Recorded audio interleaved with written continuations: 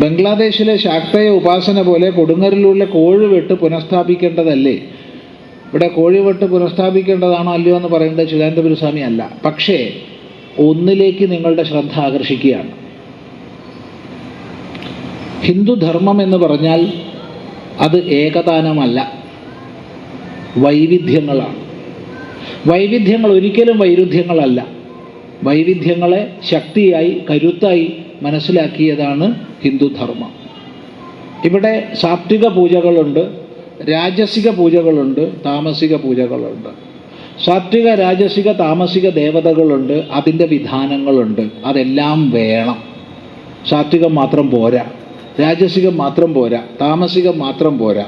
ഒരു പൂജാവിധാനത്തെയും ഉത്തമം, മധ്യമം, അധമം എന്ന് വേർതിരിക്കാൻ പാടില്ല. പൂജയാണോ ഉത്തമമാണ്. അത് നിങ്ങൾ പായസം നേദിച്ചാലും കൊള്ളാം, മദ്യം നേദിച്ചാലും കൊള്ളാം, മാംസം നേദിച്ചാലും കൊള്ളാം. പൂജയാണെങ്കിൽ ഉത്തമമാണ്. ഈ ഒരു കാഴ്ചപ്പാട് നമുക്കുണ്ടാവുക. അതുകൊണ്ട് തീർച്ചയായിട്ടും സാത്വിക ദേവതകളെ സാത്വിക വിധാനത്തിനനുസരിച്ച് പൂജിക്കുന്നത് പോലെ തന്നെ രാജസിക ദേവതകളെ രാജസിക വിധാനത്തിൽ പൂജിക്കണം. താമസിക ദേവതകളെ താമസിക വിധാനത്തിൽ പൂജിക്കണം. ഇതെല്ലാം ചേരുമ്പോഴേ ഹിന്ദു ധർമ്മമാകൂ. നോക്കൂ, ഇത് പറയുന്ന സമയത്ത് ഇതിനോട് അല്പം ചേർത്ത് പറയട്ടെ. സമയം വളരെ വൈകിയിട്ടുണ്ട്, എങ്കിലും ഇത് പറയാതെ വയ്യ. ഒരു 10 നമ്മളൊരു ആർട്ടിക്കിളായി എഴുതി അദ്വൈതാശ്രമം സത്സംഗത്തിൽ പ്രസിദ്ധീകരിച്ച വിഷയമാണ് ഈ പറയുന്നത്. കുറേ വർഷങ്ങൾക്ക് മുമ്പ് ഒരു ദിവസം ആശ്രമത്തിൽ ഒരു 8-9 ചെറുപ്പക്കാർ വന്നു. സാധാരണ ആര് വന്നാലും ഉള്ളതുപോലെ നമ്മൾ ഇരിക്കൂ, വെള്ളം കുടിച്ചു വരൂ എന്നൊക്കെ പറഞ്ഞു. അവർ വന്നു. അവർ പറഞ്ഞു, ഞങ്ങൾ മൃഗസ്നേഹികളുടെ സംഘടനയുടെ പ്രവർത്തകരാണ്. അത് വളരെ സന്തോഷം, വളരെ സന്തോഷം.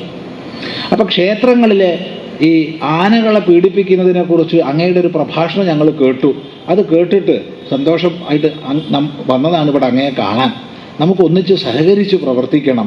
ഈ ക്ഷേത്രങ്ങളിലെ ആന എഴുന്നള്ളിപ്പ് നിർത്താൻ വേണ്ടിയിട്ട് അങ്ങയുടെ കൂടി പ്രവർത്തനം ഞങ്ങൾക്ക് ആവശ്യമാണ്. ഞാൻ പറഞ്ഞു, സഹോദരങ്ങളെ, നിങ്ങൾ വളരെ മൃഗസ്നേഹികളാണെന്ന് അറിയുന്നതിൽ വളരെ സന്തോഷമുണ്ട്. ആകെ കൂടെ ക്ഷേത്രത്തിൽ എഴുന്നള്ളിക്കുന്നത് കുറച്ച് ക്ഷേത്രങ്ങളുണ്ട്, വിരലിൽ എണ്ണാവുന്നത്. പിന്നെ കുറച്ച് മുസ്ലിം പള്ളിയിൽ ചന്ദനക്കുടത്തോടനുബന്ധിച്ചും എഴുന്നള്ളിക്കാറുണ്ട്.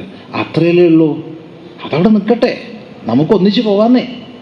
പക്ഷേ കേരളത്തിൽ മുക്കിന് കോഴി, കാട, താറാവ്, ആട്, പശു, കാള, എരുമ, പോത്ത്, പന്നി, ഇങ്ങനെ ലക്ഷക്കണക്കിന് ജന്തുക്കളെ ശാപ്പാട് കഴിക്കാൻ വേണ്ടി കൊല്ലുന്നുണ്ട്. വലിയ പെരുന്നാളിൻ്റെ ദിവസം മാത്രം ലക്ഷക്കണക്കിന് മൃഗങ്ങളെ കൊല്ലുന്നുണ്ട്. അപ്പോൾ ഈ ഹിംസയ്ക്കെതിരായി നമുക്ക് ഒന്നിച്ച് ആദ്യം പ്രവർത്തിക്കാം. എന്നിട്ടാവട്ടെ, ചെറിയൊരു സംഖ്യയല്ലേ മറ്റതുള്ളൂ. ഇവർ സ്ഥലം വിട്ടു. ഇത് കഥയല്ല പറയണത്. അപ്പം ഈ കൊല്ലുന്നതിന് വിരോധമില്ല. കൊല്ലുന്നതോ പ്രധാനപ്പെട്ട രക്തക്കൊഴലുകൾ മുഴുവൻ മുറിച്ച് അതിലൂടെ മുഴുവൻ രക്തം വാർന്നൊഴുകി, അപ്പം മാത്രമേ അത് ഹലാലാവൂ. അല്ലെങ്കിൽ ഹലാലാവില്ല. അതിന് ശേഷമേ അത് മരിക്കാൻ പാടുള്ളൂ. ആ മാംസം മാത്രമേ ഭക്ഷിക്കാൻ പാടുള്ളൂ.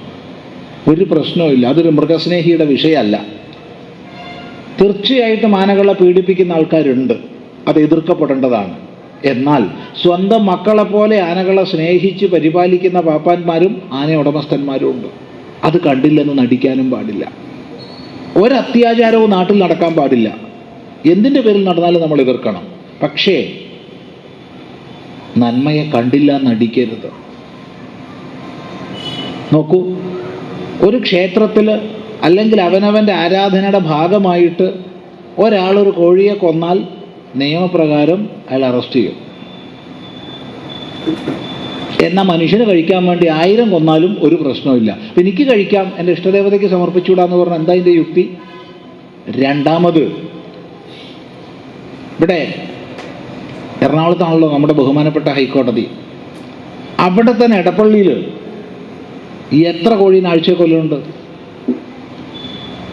ഒരു ക്ഷേത്രത്തിൽ ഒന്ന് ചെയ്താൽ അത് വിരുദ്ധമാണ്, നിയമവിരുദ്ധമാണ്, അറസ്റ്റ് ചെയ്യാം. എന്നാൽ അവിടെ ചെയ്താലോ ഒരു പ്രശ്നമില്ല. അപ്പം നിയമം ഇവിടെ ഒരു രാഷ്ട്രത്തിൽ 2 തരം നിയമം നടക്കുമ്പോൾ എന്ത് നമ്മൾ മനസ്സിലാക്കണം? രണ്ടു തരം നയം നടക്കുമ്പോൾ എന്ത് നമ്മൾ മനസ്സിലാക്കണം?